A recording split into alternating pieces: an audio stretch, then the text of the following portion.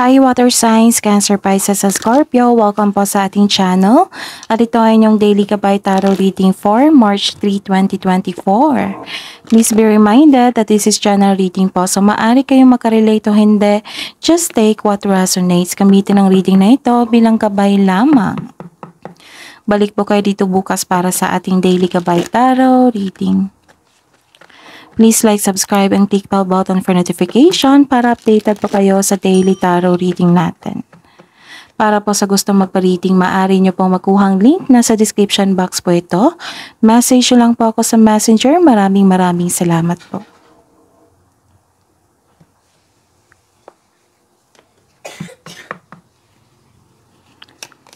Ano po ang ganap sa araw na ito ngayong March 3, 2024 para po kay Cancer, Pisces, and Scorpio?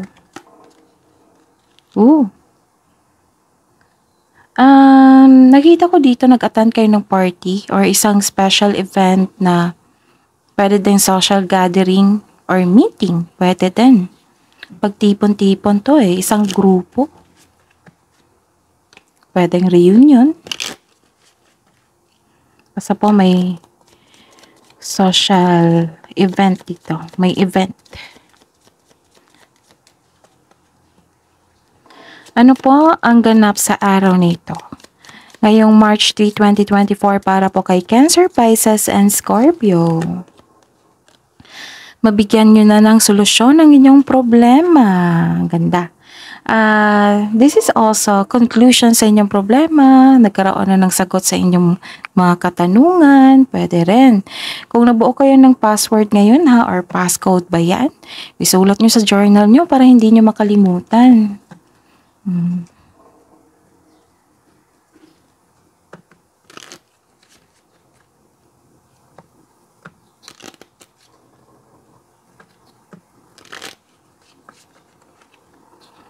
Ano po ang ganap sa araw na ito ngayong March 3, 2024 para po kay Cancer, Pisces, and Scorpio?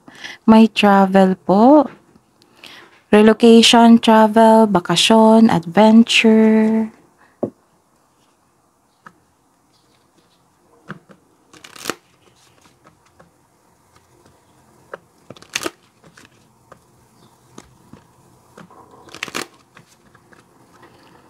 Ano po ang mensahe para kay Cancer, Pisces, at Scorpio ngayong March 3, 2024?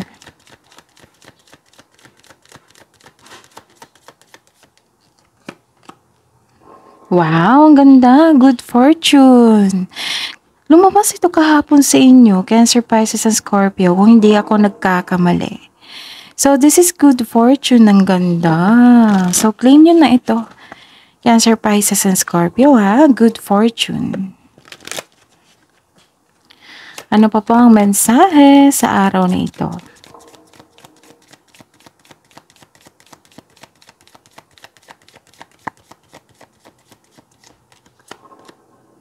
Okay, may ganap na, may nangyari. Tapos, ayun, medyo hindi nyo matanggap ang mga nangyari. Sabi dito na embrace the truth. Tapos, may nakita kong hindi totoo sa inyo dito. So, kailangan nyo mag-connect sa inyong intuition para malaman mo kung sino ito. Okay?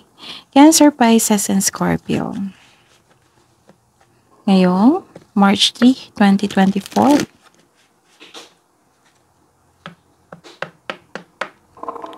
Spirit guides, ano po ang energy ni Cancer, Pisces, at Scorpio ngayong March 3, 2024?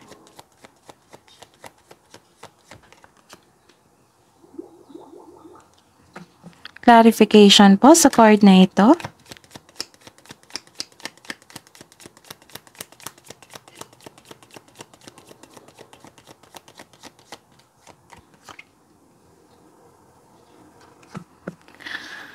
Money and career.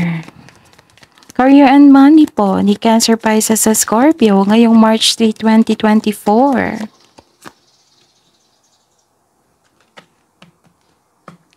Clarification po sa card na ito.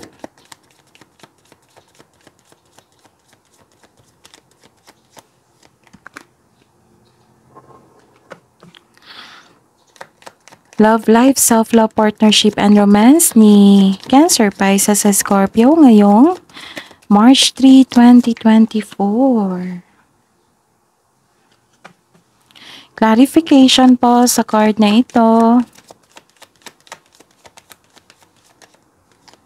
Kunin natin to.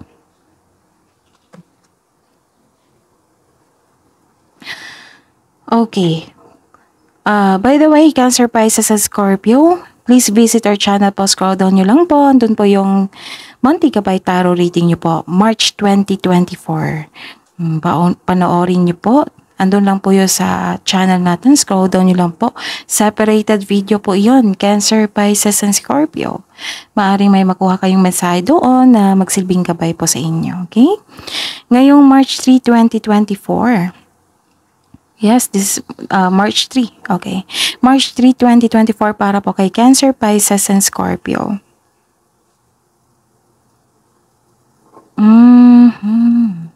Actually, kahapon to eh. Cancer, Pisces, and Scorpio. Some of you na stuck sa past nyo. Siguro may nagpaalala sa inyo. Siguro na-mention nyo ngayon kasi may nakuha kayong lesson noon. Ganun. Tapos, may nakita ko dito nagkaroon ng delay sa mga plano mo in terms of future plan. Feeling mo na trap ka and unable to progress without really understanding why. This card advise you to accept and move on. Kasi yung past, hindi na yan magbabago, nangyari na po eh. Kaya may sabi dito na embrace the truth.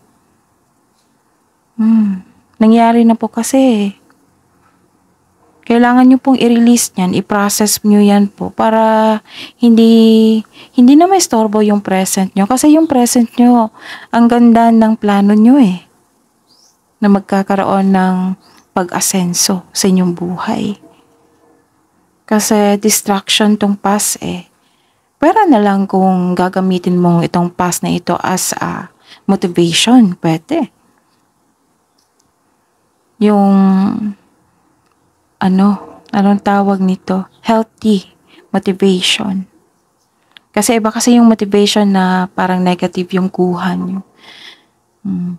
Kasi parang revenge na yan eh. So, yung good intention talaga na motivation. Kailangan nyo lang pong tanggapin itong nangyari na sa past nyo po. Alam kong masakit. Yes, mahirap talaga. Marami ang nag-comment down dyan na mahirap po. Sobrang hirap talaga yan. Pero hindi naman po pwede na makulong kayo dyan sa past emotion nyo, old emotion nyo. Paano na lang yung plano nyo sa future nyo? Ang ganda pa naman. Some of you nag-take action na dito at may naiwan pa some of you. Embrace the truth. Embrace the fact na nangyari na talaga yan. Kuha na lang kayo dyan sa mga nangyari kahit ang pangit ng alaala or pangit na pangyayari. Kuha kayo kung ano yung lesson nyo dun. Para if ever may ma-encounter kayo soon sa mga challenges, magagamit nyo. Controlling of emotion po. Cancer, Pisces, and Scorpio. Huwag nyo pahirapan nyo pong sarili nyo. Cancer, Pisces, and Scorpio, alam kong kung na-attach ka sa isang tao, alam kong mahirap talaga yan. Kung may bagay na pinag-ingatan nyo na nawala, alam kong mahirap talaga yan. Pero wala tayong magagawa kasi nangyari na. Depende na lang kung some of you nilalaban nyo. Pwede naman. Wala namang masama sa ganyan. Pero ang akin lang po, Cancer, Pisces, and Scorpio, huwag niyong pahirapan yung sarili niyo. Siguraduhin niyo yung inner peace niyo po. Kasi yan yung first priority natin dito. Accept the fact na nangyari. Process niyo. Kung pwede iiyak niyo kasi it will cleanses your soul. Nagkaroon ng yung pag-iyak. This is a power. Ang cry is a power kasi after nyan, okay na. maging magaan na lahat.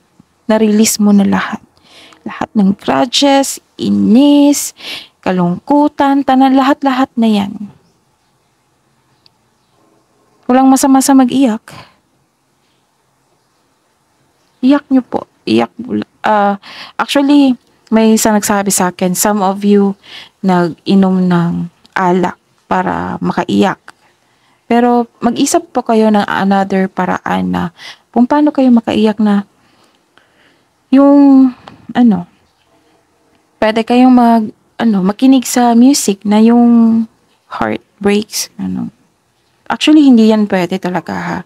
Lalo na kung may history kayo sa depression, hindi talaga pwede yan. Yung makikinig kayo ng isang malungkot na Pwedeng sumulat kayo sa journal. Yan yung pinaka-healthy thing to do. Sumulat kayo sa journal, i-release nyo dyan. Then, i-review nyo kung ano yung punot dulo kung bakit ka nasaktan, kung kailan ka nasaktan. Then, take that as a lesson. Pwede din na i-release nyo ito sa isang good listener na tao. Yung, huwag kayong hanggat maaari ha, hindi ko pinagbabawal na mag-share kayo sa iba. Hanggat maaari, mag-share kayo sa mga taong hindi judger, genuine, at higit sa lahat may experience sa buhay na. Kung pwede, elders po. Kasi yan sila yung pili po kayo. Siyempre, pili po kayo ng tao na makikinig sa inyo. Kasi not all, hindi lahat ng tao na handang makinig. Siyempre, may business din sila niyan. Baka mas kastorbo tayo. Pinaka-safest way talaga, pinaka-safest, aside sa pagsulat sa journal, talk to our God. Isumbong nyo po, iiyak nyo po. Bakit nangingiyak ako ngayon eh? Umiiyak ba kayo ngayon? Cancer, Pisces, sa Scorpio. Totoo. I-share nyo kay God. Lahat. Yan yung hindi mag-judge sa inyo. Yan yung handang makinig sa inyo. Anak, andito lang ako, makikinig sa inyo. Nag-antay ako na tawagin mo ako, ganun. Andyan lang po siya.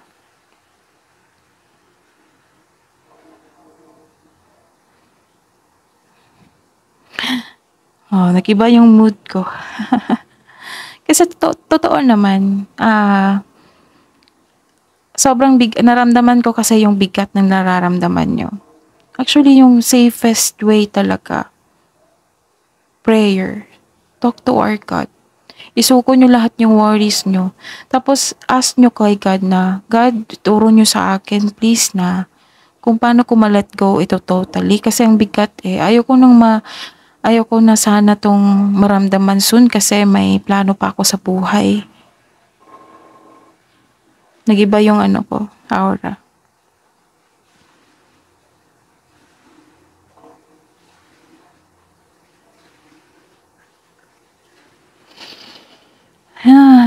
Inhale, exhale. So, meditation, talk to your intuition. Ang pinaka-safest way, talk to our God. Kung hindi na nyo na maintindihan yung mga nasa paligid nyo sa mga nangyayari, talk to our God. He will bless you. God will bless you.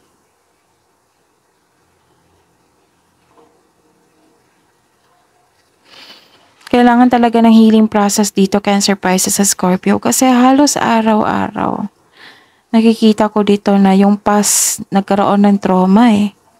Actually, unhealthy attachment to kahit nangyari na. Alam nyo na hindi na dapat to, itong unhealed emotion na ito, dapat ma-release na yan. Hindi na dapat to titira sa present natin. Kasi maka-apekto niyan eh. Diba?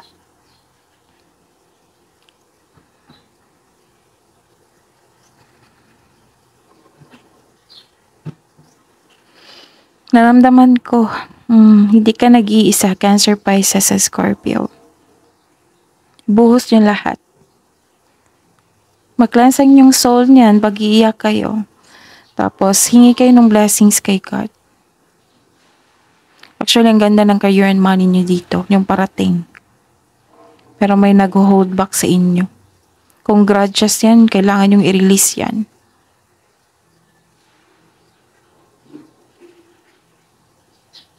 Okay? Yung sabi ko sa inyo, control, iwan mo na yung hindi nyo muna makontrol, focus kayo sa makontrol nyo. Which is yung plano nyo dito, maganda. Embrace the truth. Kahit ako, kung may mabibigat na naalala ko tuloy yung past. Sobrang bigat. Actually, hindi ako mahilig magsumbong kay God before, noon. Kasi I am acting independent eh. Matapang ako, kahit anong unos yan, sige. Pero nakalimutan ko na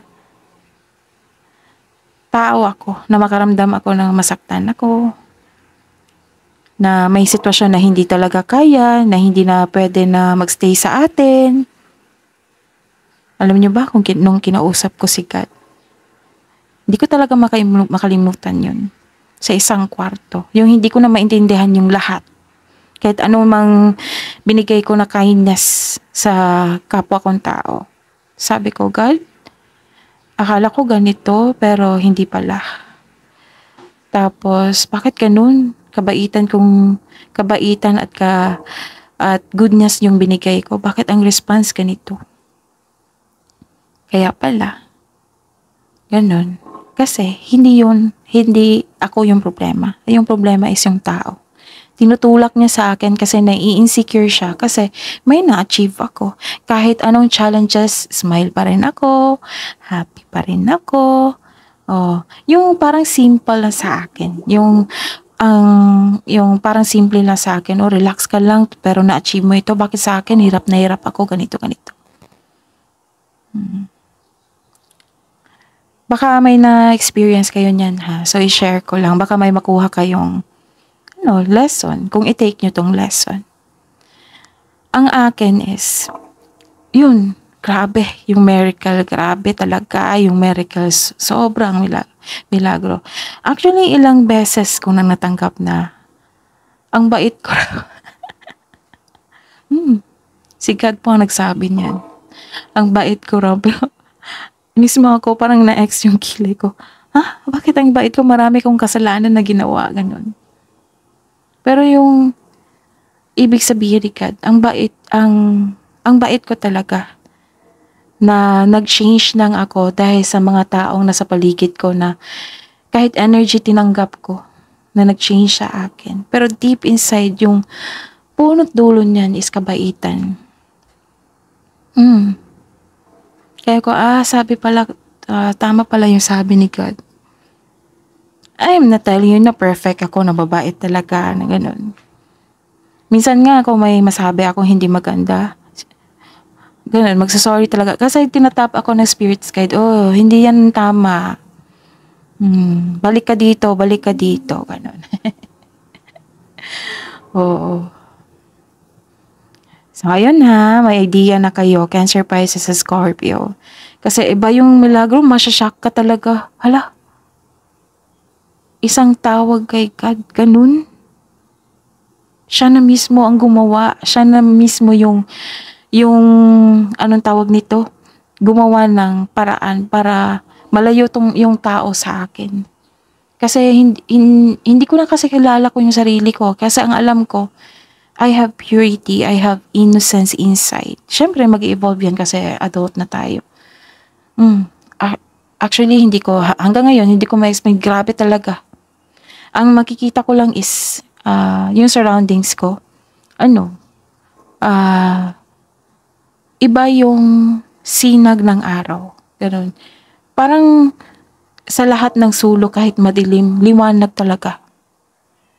So, may na-experience kayo nito? Ako na-experience ko talaga. Grabe yung blessings na binigay sa akin. Healing, it takes time, pero at least, kasi si God, binigyan tayo niyan ng idea on how to heal ourselves. Pero kusa kasi yan Kusa yan kasi nasa action ng tao yan 'di ba? Nung nakita ni God na nahihirapan ako sa pag-adapt, o sige, ganito.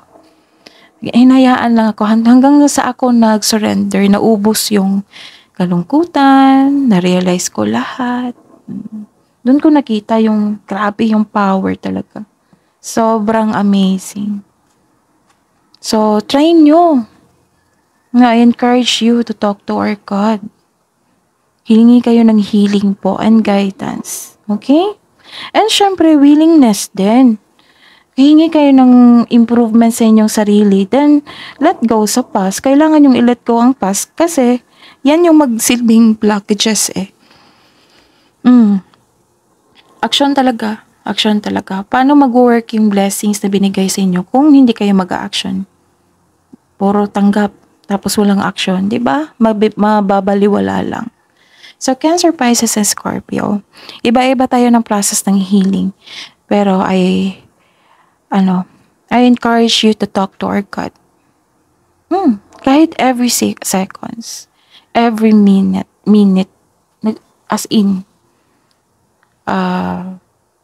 pakiramdam ko talaga na, kasama ko siya, sumasagot siya sa akin, sabi siya sa akin, anak, hindi yan pwede, hindi ikaw yan, wag mong i-absorb yung energy niya kasi hindi yan pwede.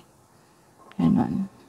Tapos anak, nasa tamang path ka na, okay. Wait, naiiyak na ako. So proceed tayo. Kasi grabe talaga yung miracle.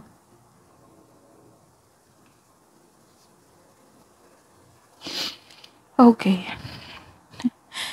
Pasensya na po, naiyak ako.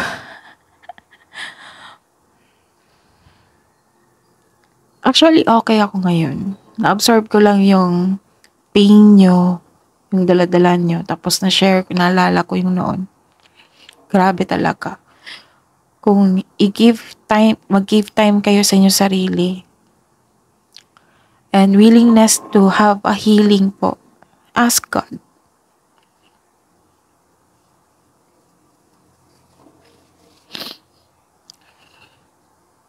So, proceed tayo. Okay, saan ako? Ayun. Sa career and money, nagkaroon po ng dito eh. Na-burnout kayo, so kailangan ng tamang pahinga. Nagkaroon kayo ng lack of confidence, na-burnout kayo, may problema kayo sa trabaho, sa kaperahan. Bakit may alok dito na hindi nyo tinanggap?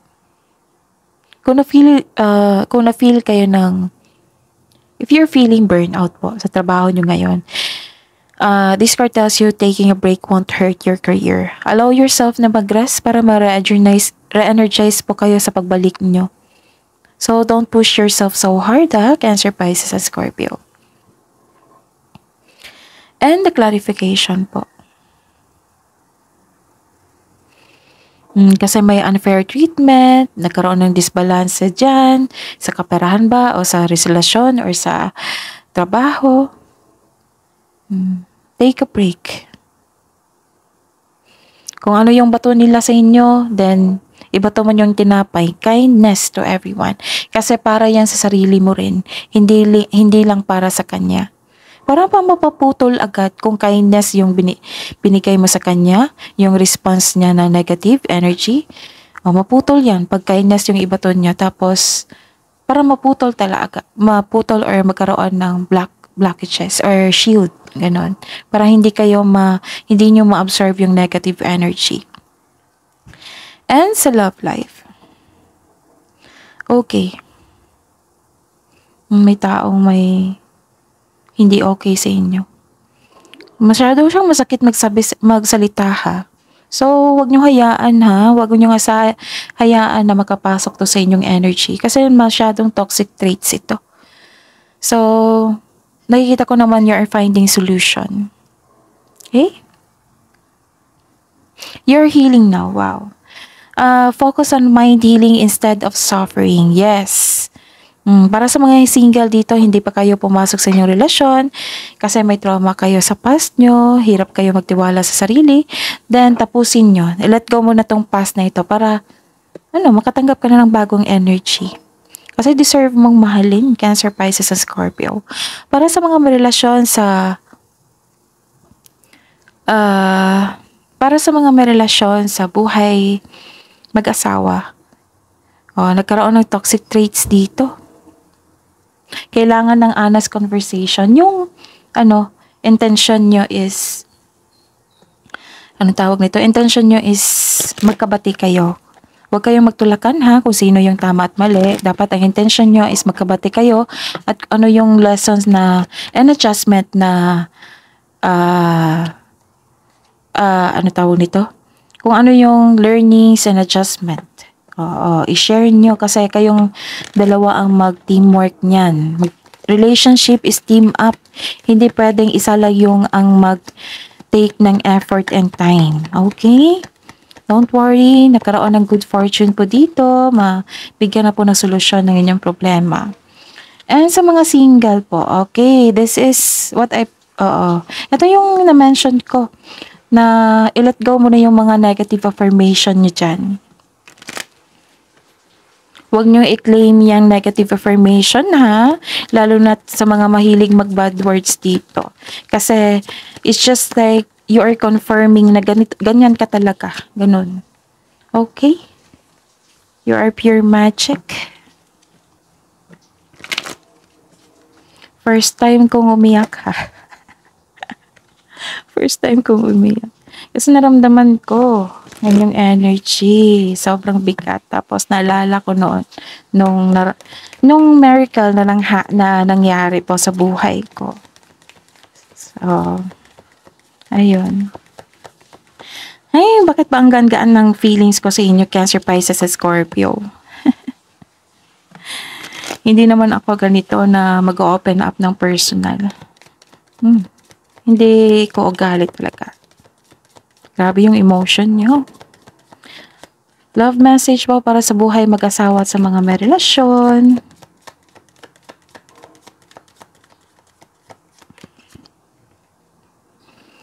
Kasi past emotion yun Yun yung, kuha ko yung energy nyo kaya ganito ako.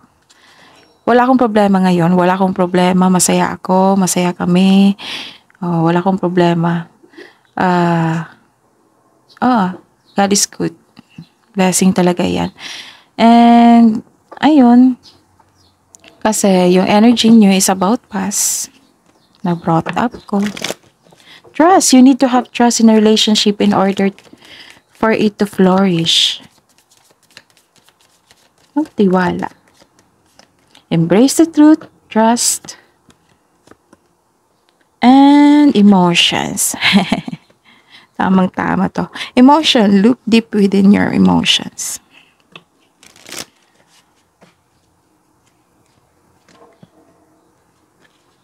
So, I'm not attracting na hindi ko kiniklaim yung mga problema. Wala akong problema. Okay. Love message po para kabuang love message po para kay Cancer, Pisces, and Scorpio.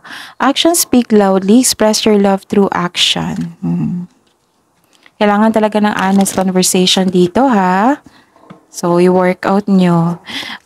Improve your communication din, Cancer, Pisces, and Scorpio. Kasi sa sobrang katahimikan nyo, hindi na kayo makaimik. Some of you, ang alam ko lang si Cancer, Pisces, sa Scorpio, masyadong madaldal yan kung yung malapit na kaibigan. Oo. Pero kung bago, masyadong tahimik yan. Observer kasi kayo So, comment down kung naka-resonate kayo. The union of hearts, a love connection, defies explanation. So, okay kayo. Okay na kayo dito. This is good. Wow. Manghala ako. Okay.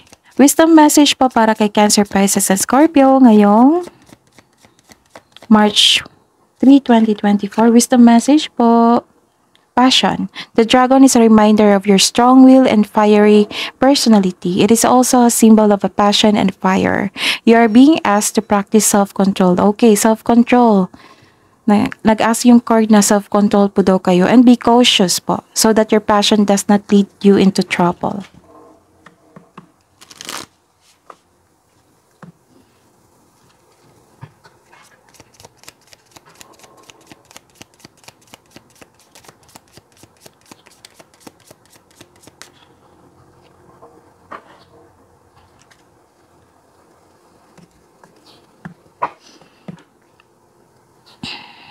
Okay. This is transition. Transition is relocation, pwede din. Transformation, pwede din. Which part of your life is or maybe going through a transition? Maybe you're changing relationship, careers, or cities. Whatever it is, the crow is signaling that you are ready to make change. Wow! Ito yung sabi ko sa inyo na kailangan nyo let go ang past nyo para welcome na welcome talaga yung changes sa inyong buhay. Okay, so claim this good fortune, ha? So, may karoon talaga ng changes. After magkaroon ng sagot sa inyong katanungan, solusyon sa inyong problema, syempre, may changes. Transition. So, ang sabi po ng card dito, ano bang nabago sa inyo ngayon, Scorpio? Sa career ba? Relasyon? Surroundings nyo?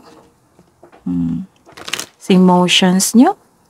Kabo ang advice nyo po para kay Cancer, Pisces, sa Scorpio ngayong March 3, 2024. It's time to release negativity.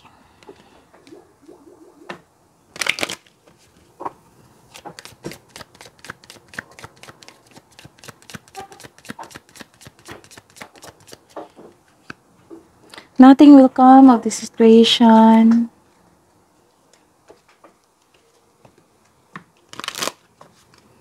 Spirits, guides, angels, archangels, guardian angels, mensahe niyo po para kay Cancer, Pisces, and Scorpio ngayong March 3, 2024. You have a bond with children. In particular, you can help children who are sensitive. And sabi po ni Archangel Raguel dito, sabi po ito ni Archangel Metatron, ha? You have a bond with children. In particular, you can help children who are sensitive. And Archangel Raguel, notice your recurring physical and emotional feelings. Wow! As they signify divine guidance. You are divinely guided po, Cancer, Pisces, and Scorpio. That is your reading, March 3, 2024 para po kay Cancer, Pisces, and Scorpio. Please like, subscribe, and click bell button for notification para updated po kayo sa daily tarot reading natin. Maraming salamat po.